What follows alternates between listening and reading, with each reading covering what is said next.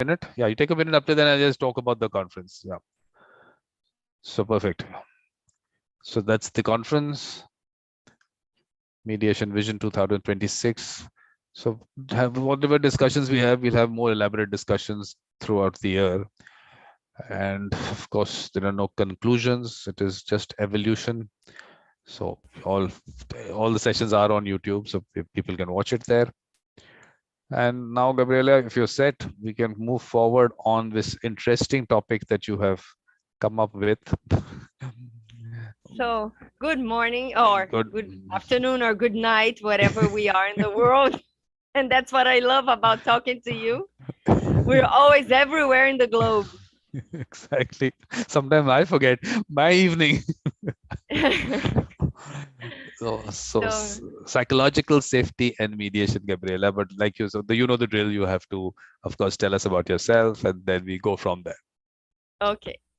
So, first of all, I am your friend because throughout these months, maybe a year that we have since we have met, Yep.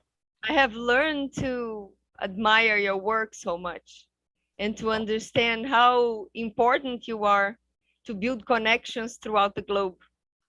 And mediation is all about this link, this human link that brings us together no matter the distance, no matter the time zones or whatever. So thank you so much. That's amazing. But why did you not come in the morning? You would have made my full day. Now you only made my it's only few hours left in the day. So you made my day, Gabriela. Please, these are such nice because things to my hear. day is just starting. So. No, these are such nice things to hear. It's just, I don't know. Sometimes I just feel, is it me? Is she talking about me? Yeah, because you embody this spirit of connectedness that human beings are so much in need of learning and bringing up the best in people. We are all on earth. We're all good and bad. Nobody is perfect. The few who were close to perfect didn't end up very well. So I think human beings in general are kind of afraid to get there. And it's about time that we use the fear just to keep alive. But then we look at it, we say thank you so much and goodbye, because now I need to give my best. And giving our best is about connecting to fear just enough to keep alive. And this has to do with our subject. So it is interesting for us to understand that the first feeling that human beings had of self-awareness, connected to self-awareness, fear came. Fear was our first protector. Fear and the reaction we have upon the feeling of fear, and the much or the less control we have about how we react to fear, is what made us the race, the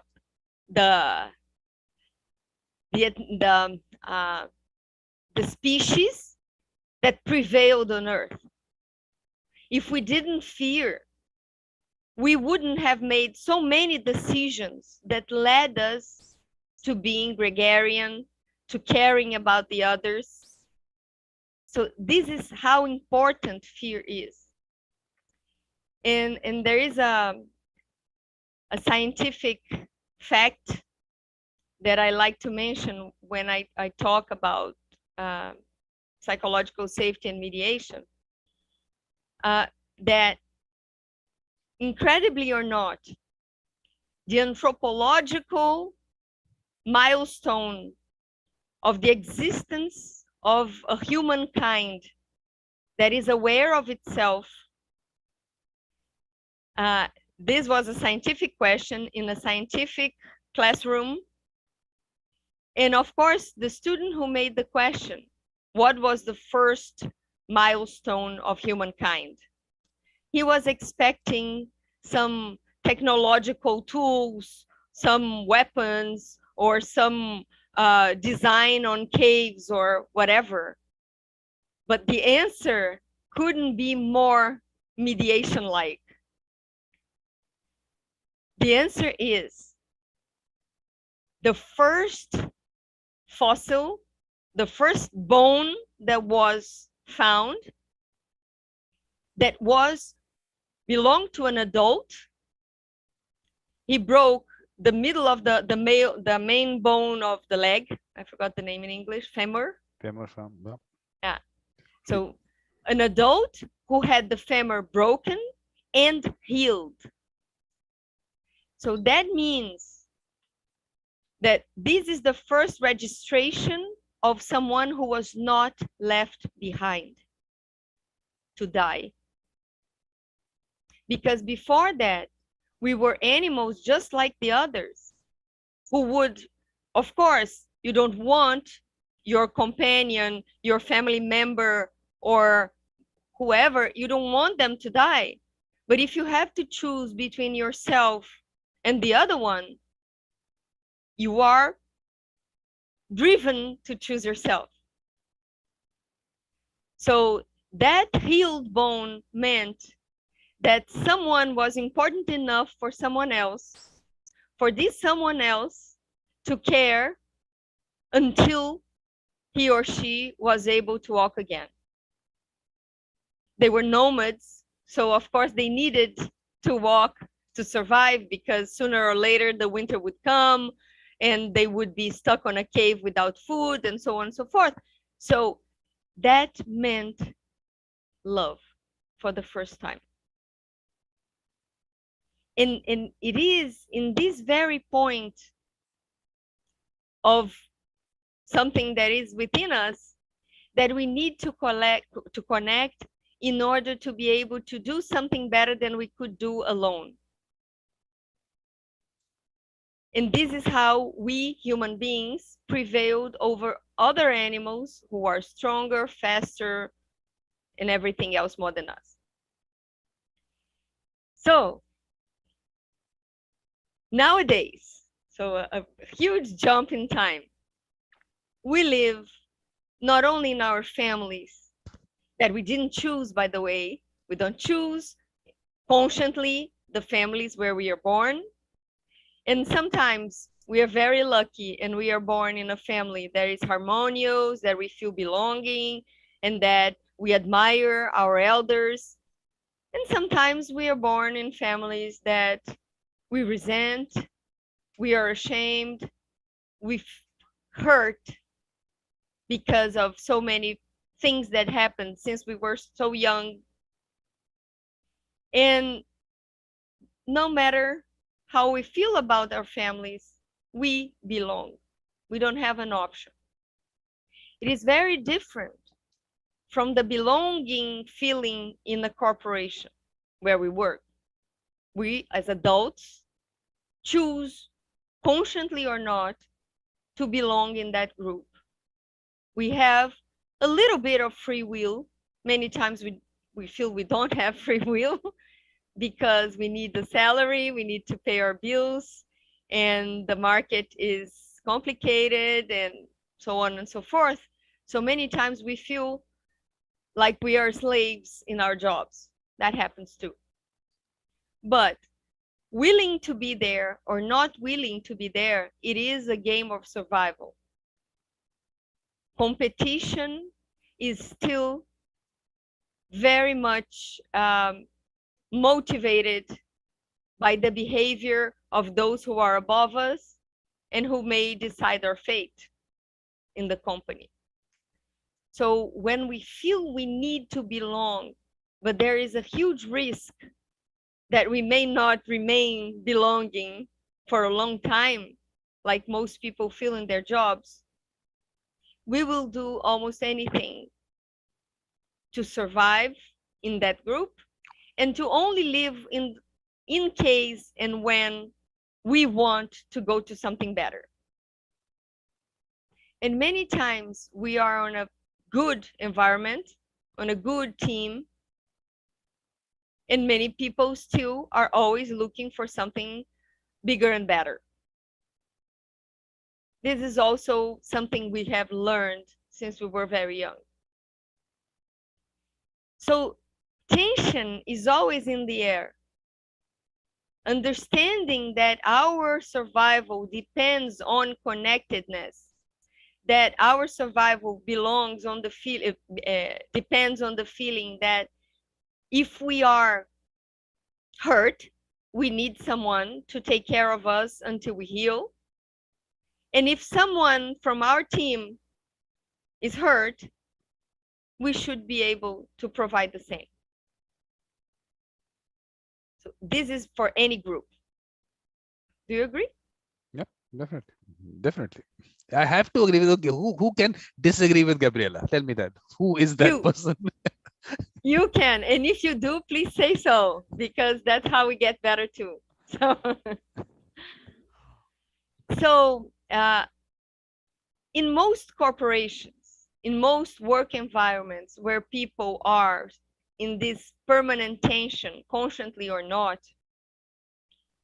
people learn to refrain from saying difficult messages.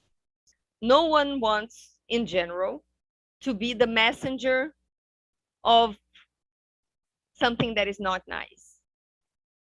So they just hold it to themselves. Sometimes a doubt. So I cannot say that I have a doubt because it will not look professional. And if I don't look professional, I may be replaced very, very soon. And sometimes it's not about a doubt, it's about a certainty. And I look at something that either a colleague or a boss is doing, and I know it could be better. But I don't want to be the one to tell them that what they're doing is not the best that it could be. Because first, I may be wrong. Second, they may not like it. Third, they may think that I want their place. Fourth, I may be fired. So no matter how high we are in this scale, but the behavior of keeping to ourselves the difficult messages is more often than not the chosen behavior of survival in that kind of environment. And in the families, it's not so different. It depends a lot on the power scheme of each family, but in most families, we may refrain from saying what we believe is the truth because the others may not like and may humiliate us or may exclude us or may do something that means that we are not welcome in a way. And nobody wants to be in that place. So in order to really say whatever you see is best, you need either one of two things. Either you need to have a very, very high self-knowledge, intellectual, emotional, and collective intelligence, all of these together, which is not very likely in our humankind at the moment. And you need to be courageous enough to maybe not be welcome, maybe be misunderstood, maybe be excluded. So when I was very young, I used to believe that I would say my truth. I would do what is right, no matter the price. This is a way of starting a life that is not very common either. But then I learned that whatever price is always too expensive. So of course, I'm not talking about kamikazes. I'm not talking about being overly sincere and hurt people in a way you wouldn't want. So when we talk about being able to say what you think is right, it's not about however, to whomever, whenever. And it's not either about strategizing to a point where you lose your natural way of being. It's always about balance. It's always about finding a way to say what is important to you, to exercising your sovereignty, but taking care of the others at the same time. So many times you are not able to just say out loud what you're thinking because it's not the time. You must wait for a time and a moment and a circumstance where there is a higher, sometimes a little higher possibility of being heard in a good way from a good place. So this exercise requires maturity. It's not about being old, it's about being mature. Because many people grow old without maturity. This requires a lot of exercise for the limbic brain. The limbic brain is the part of our brain that processes emotions. When we are very young, we have a very, very, very short time to choose in which way we go once we are hit by a stimulation. All our exercise of becoming mature depends, of course, it depends on how we came to Earth, whatever feeling we have in terms of this eternal soul that I believe we are. But it also depends on a lot of chosen exercises in this lifetime so that we can have a longer time to process the stimulation from the environment and make a conscious decision about the way to go, about when to speak and when to keep silent until the moment where you can speak. It's never about reframing forever. It's always about choosing the best way possible in your abilities so that you can be yourself, respect yourself, but also respect the others. So these require all these. I'm still in option number 1. All this is about an inner process of becoming more and more the best of ourselves so that we can give the best of ourselves to others. And this is a work for many lifetimes. It will not be in one. It will not be for everybody that we can see with our eyes today, but this is the objective. And then finally, the second possibility is when the environment is welcoming to diversity. Diversity of every kind. Diversity of not only our physical and behavioral characteristics, but also our original backgrounds and experience and culture.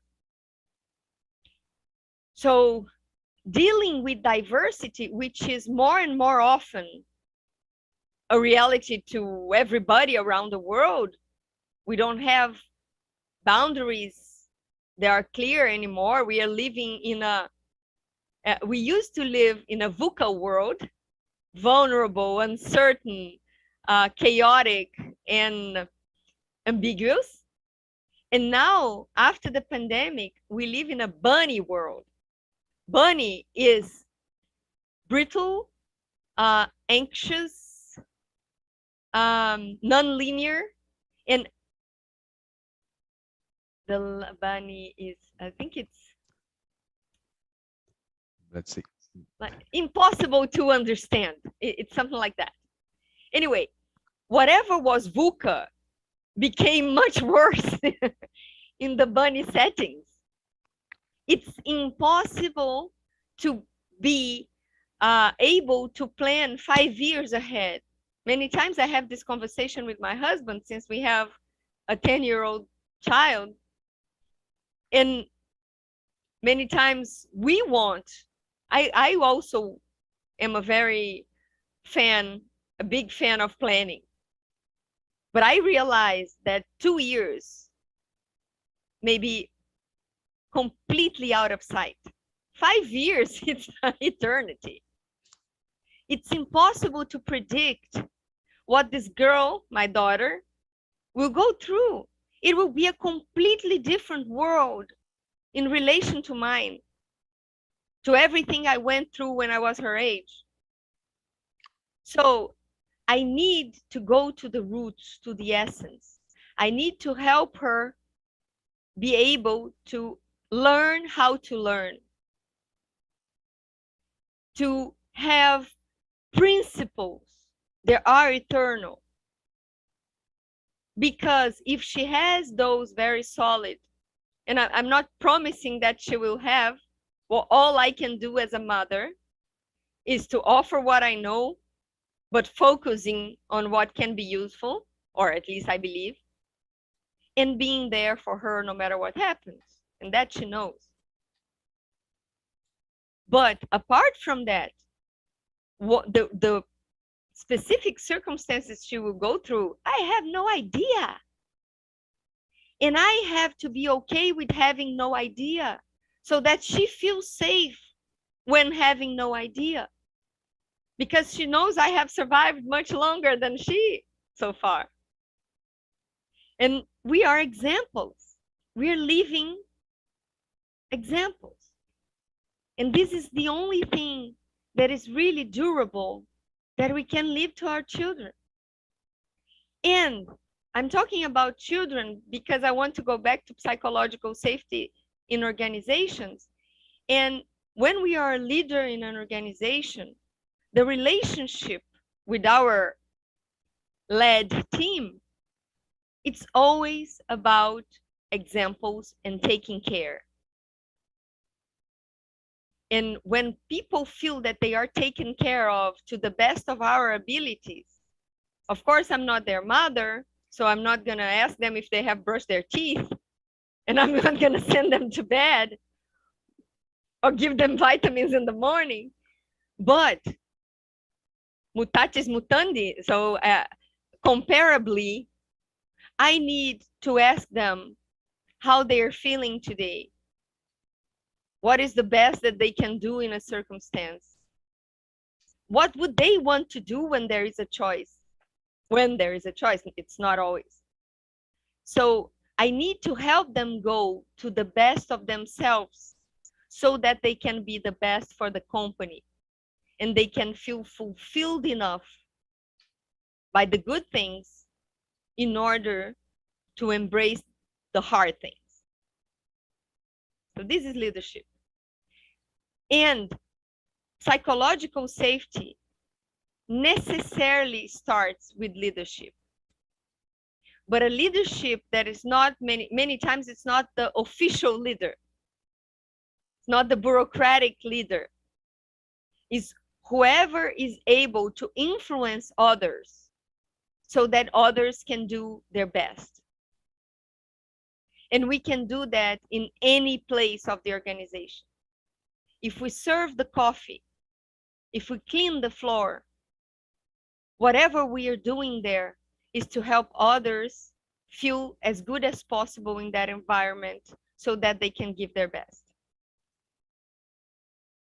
And when we see something that could be better for the benefit of the whole, we should be able to speak it out loud. And this perception that is not intellectual, it is most times unconscious, of being able to speak out loud your truth or not, most times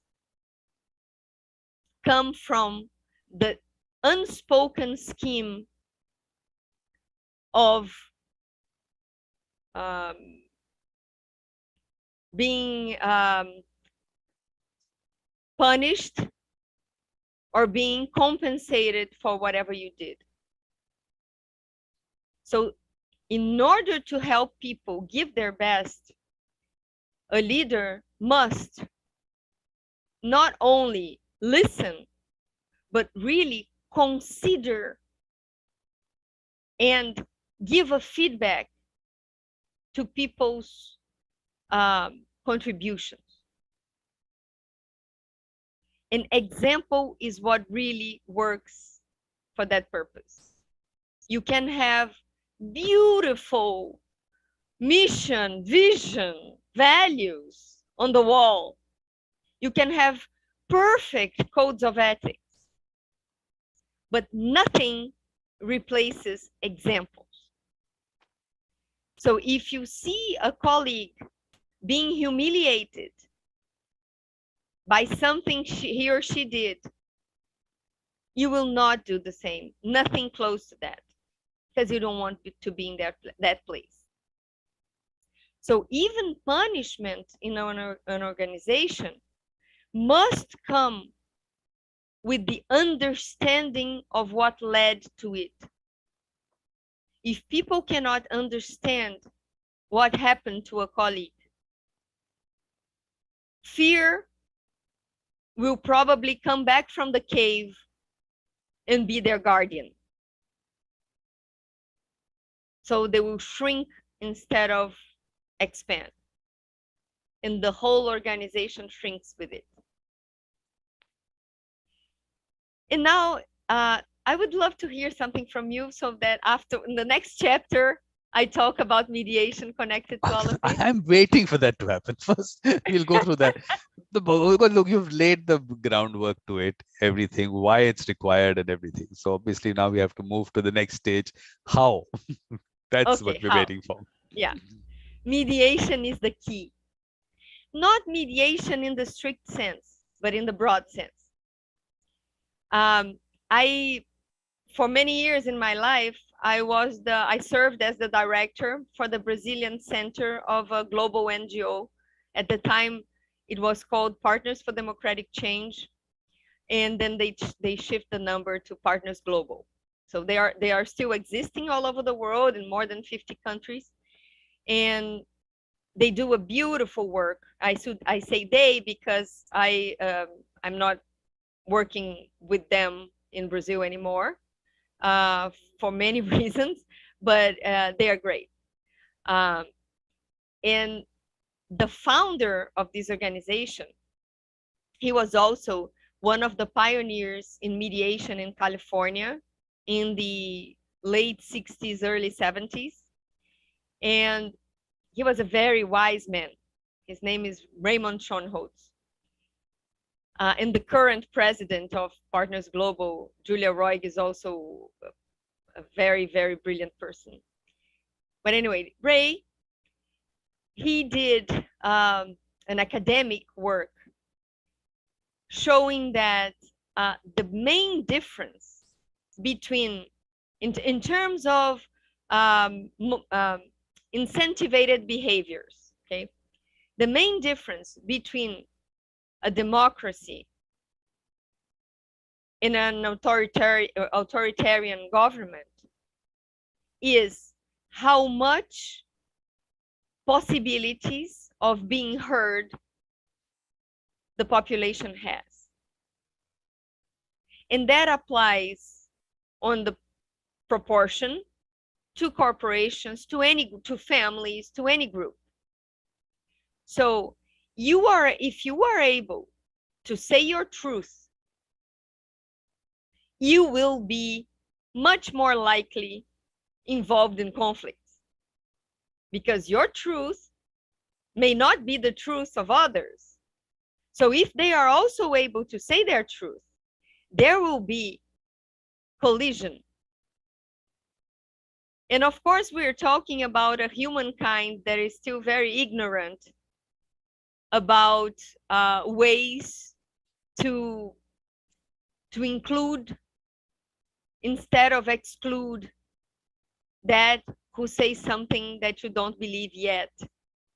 Maybe because you didn't understand enough, maybe because they didn't express well enough, maybe because their survival mode is one of exclusion, or your survival mode is one of exclusion.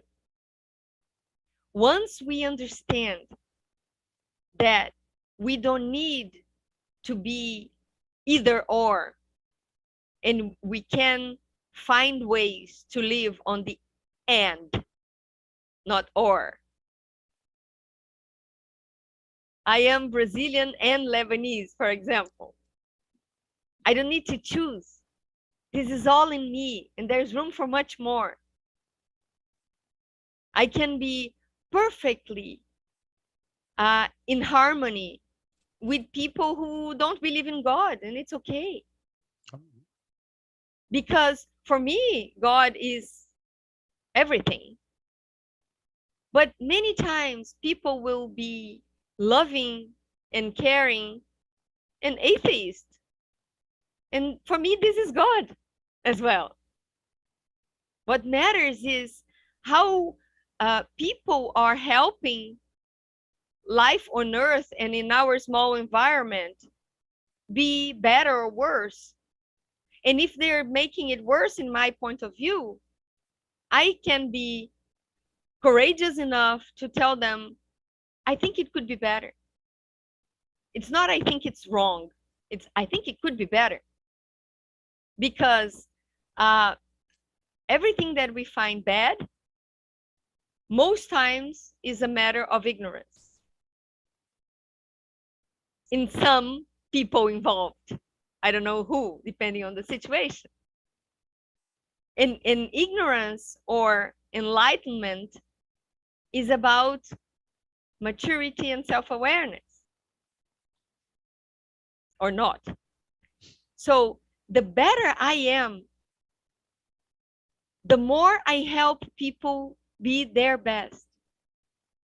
This is the basic for everything.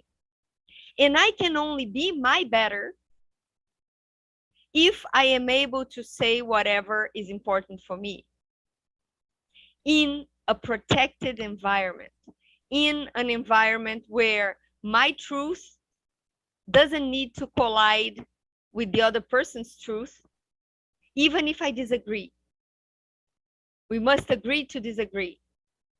And that's okay. That is part of the process. It doesn't need that I have to like the other person. It means that I have to respect the other person. I have to coexist. And this is exactly what mediation is for. So it doesn't matter if we are talking about a large scale of the UN, about one country in a specific, one state, one village, one neighborhood, one household, one family, a couple, to friends. It's all the same. We need to have a safe harbor where to go when all our possibilities of negotiating our differences have not been enough. So in a corporation, because psychological safety is a concept that is mostly related to corporations, organizations, work environments.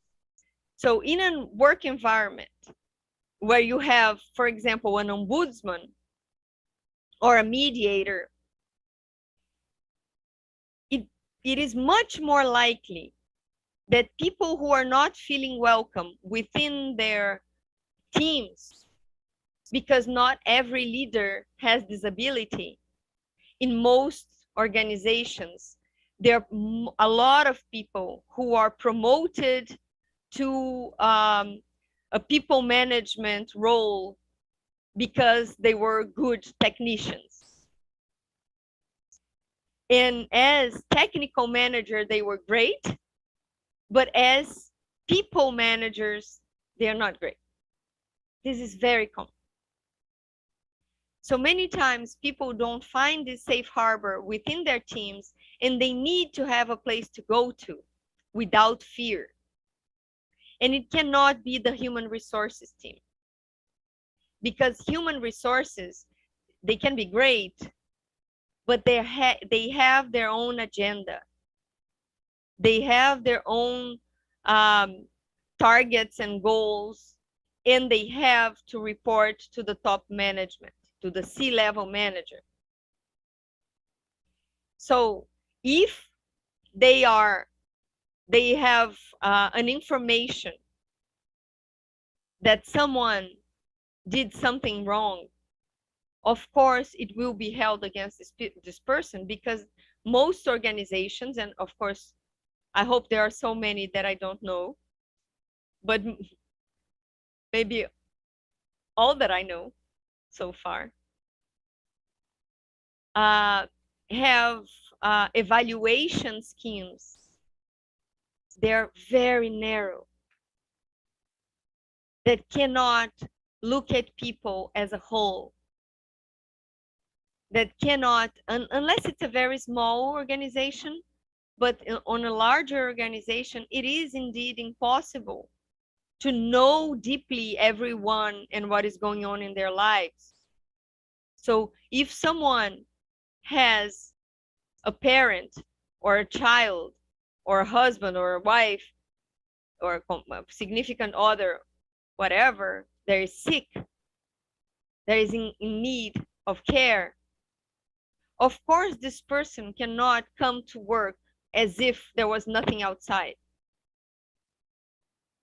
If someone is sick, and we know that we are on a time on earth where so many people are immaterially sick, all the psychological, psychiatric diseases are a taboo. People don't want to talk about, they're ashamed of it. So the less they talk about, the more they hide it, the bigger it gets.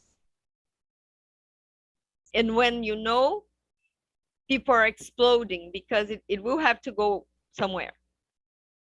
So if they don't have a safe harbor to go to, and this safe harbor includes informal counseling, like Ombudsman normally can give, under confidentiality. Of course, just as in mediation, you cannot keep confidential something that may become a crime imminently, or that is already hurting someone, hurting physically and emotionally. But most things, that if there is an early warning system where you can go to before the problem is too big,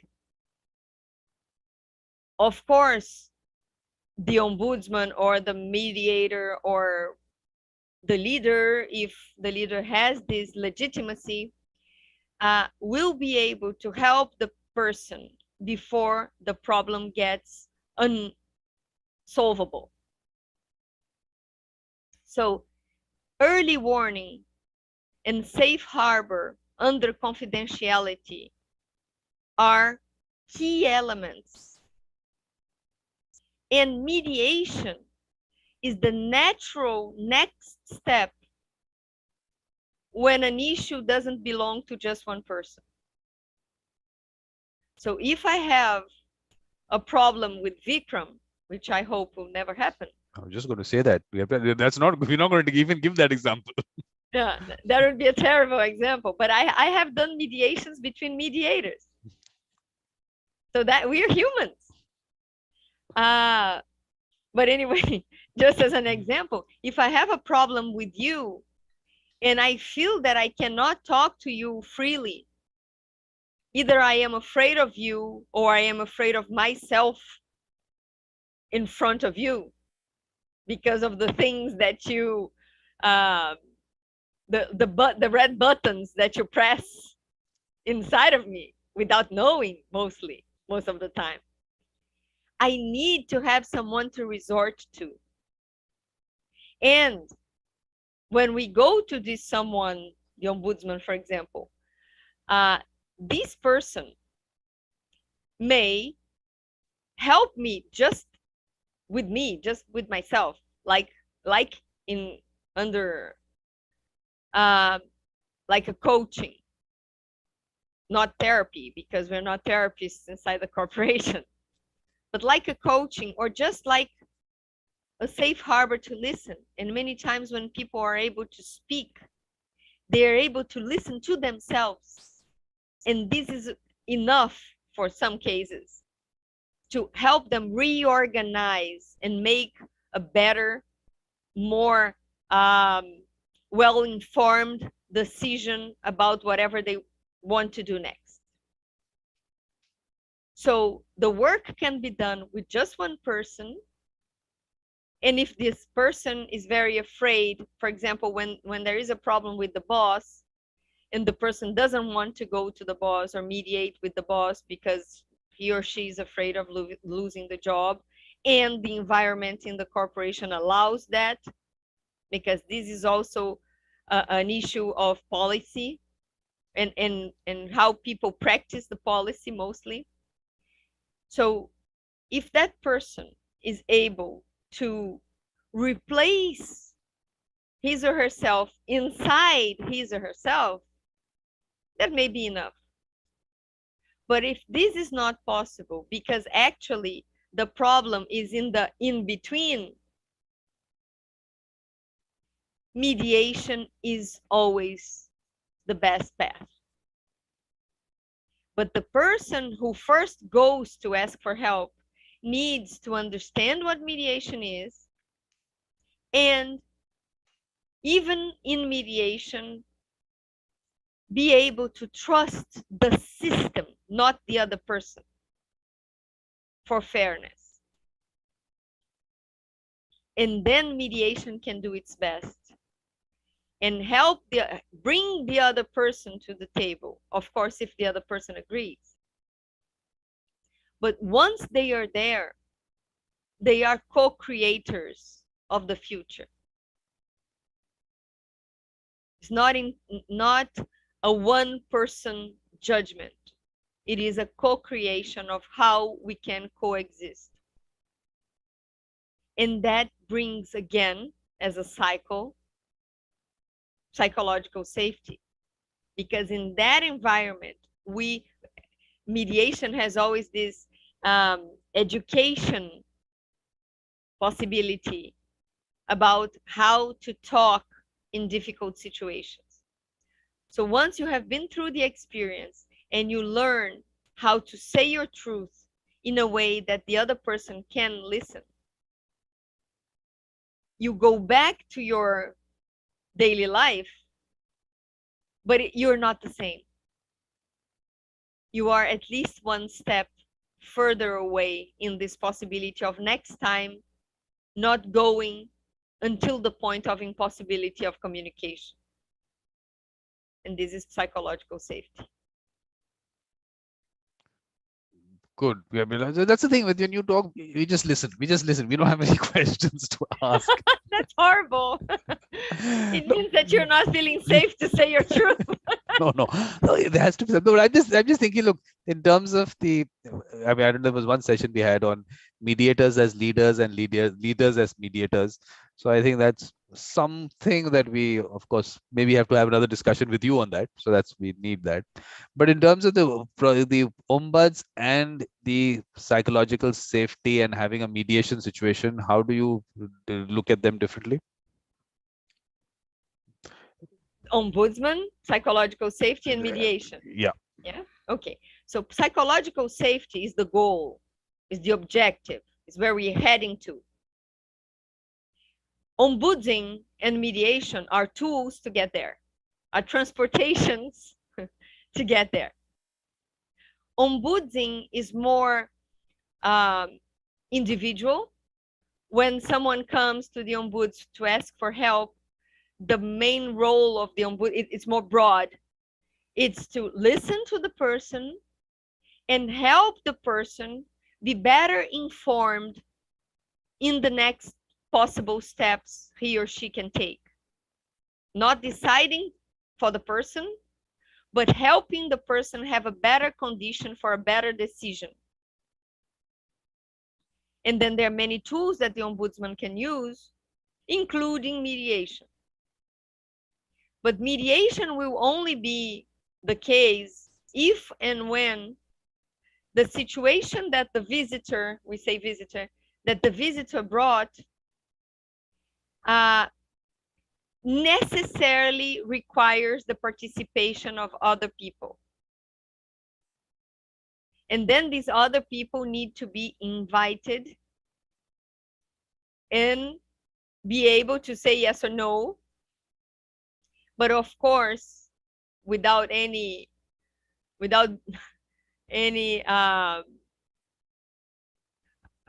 hypocrite assumption. When you are in a corporation and you get a call from the ombudsman or the mediator saying, oh, I was visited by so-and-so who told me about a situation where you were also a part, and I would like to suggest a mediation. He or she already agreed. Would you agree? Or would you like to talk to me before you make a decision? It is very unlikely that this person will say, no, I don't even want to hear about it. I don't care a bit. Of course, because having this structure means that the company cares about relationships. So you don't want to be the one who says, I don't care. Because this is what the company is showing that is important for the whole. So at least come and listen is what most people will do. Even if after a conversation with the mediator, also individually, the person will say, I don't see any future in this mediation. I don't feel comfortable to go to this mediation. So I prefer to find another way. And that's okay. The ombudsman cannot oblige anyone. And another thing that is very important to understand is that the ombudsman needs, or mediator needs, to work under confidentiality with the visitors. So when the visitor comes, he or she must know that whatever he says is safe there. It's the first experience of psychological safety. And of course, it has to set the example. But the ombudsman needs to report normally to the higher level of management, the board or the top CEO or something. But so how can the ombudsman help the organization understand patterns, especially problematic patterns, without breaking confidentiality with the parties? One thing is which is very similar to basic mediation. Okay? One thing is someone came in and said, I'm about to kill myself. So me as the ombudsman cannot keep secret about it. I have to tell the authority, of course. And that has to be very clear to everybody before they come. Another thing is I deal with the problem, an interpersonal problem. I help them resolve the problem, or I don't help them resolve the problem because they don't want to go ahead. They just wanted to come and put it out, and that's their choice. It's okay, I have to respect. But when I report to the top management, I need to report on trends. If I don't have a high volume of visitors, I need to find a way to say what is important without disclosing who came to me. Otherwise, I would be breaking their trust. And this is very difficult because you need to have a top management that deeply understands and cares about relationships in order to agree with this creature in the organization who knows all the rotten issues of everybody and relationship and will not open the mouth to say one thing to the top management. And the top management is paying their salary. So you have to have a very mature organization in order to really have a functional ombudsman. It is easy to have an ombudsman just for the records, just to show the market that you have an ombudsman, or because it's mandatory. In some industries in Brazil, ombudsing is mandatory, but mostly in the relationship with consumers. This internal ombudsing for the staff is never mandatory. It is an option for the organization. Just having it is already a sign of maturity, but it's not enough. The ombudsman needs to be in the right place, in the right conditions, to be autonomous, independent, and absolutely confidential. Normally, what is done is to give the ombudsman a mandate. And during the mandate, he or she can only be fired by the decision of the main board or CEO. So it's something that means that if you are fired, they need to have very strong reasons. Otherwise, it will be a terrible message for the whole staff. Now, the only thing, Gabriela, is that of course we have to fix up your session on systemic constellations. So when are you going to give me time for that? That's one. Because there's a question that Victor Baba has. I don't want to pick that question up till I don't have this surety that you will be able to give me time, because the next session is going to start at 8. We won't have too much time in between. So how are we going to do this? Do you want to take that question or not? Yes. Okay. Management of diversity has become a thing. What strategies would Gabriela recommend for better management of diversity? Well, you have to have these, basically it's what everything we said. You have to have these safe harbors where people who feel prejudiced against can go there and say, I'm feeling this way. How do I deal with it?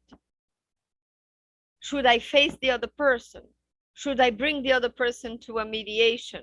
Should I just understand it with myself? Because many times also, and I'll give a very concrete example and real. One day I had a person in my team who responded to me, and she was like my right arm, my deputy. Whenever I couldn't be in a meeting, she would the person to go to the meeting and then report to me. And one day she went to a meeting, and I asked her afterwards if she had conveyed the message that we had spoken about. And she said, oh, he, the manager from the other team, didn't let me speak. I said, why?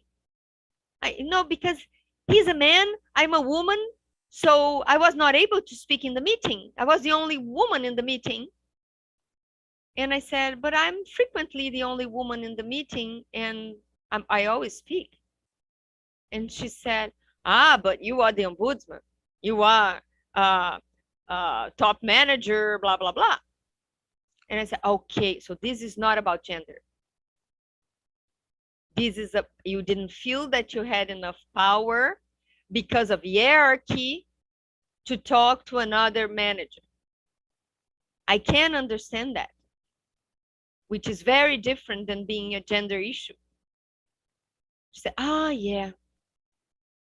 So then in the next meeting, I went with her and I empowered her in front of everybody so that in the further meetings, she could be heard. So many times when we feel that it is a diversity issue, it can be something else. And we have it mixed inside of us. So the first thing is to clarify it to us if it is actually a diversity issue or not. Clear the way. And for this, in order to speak it, you have to have a safe harbor.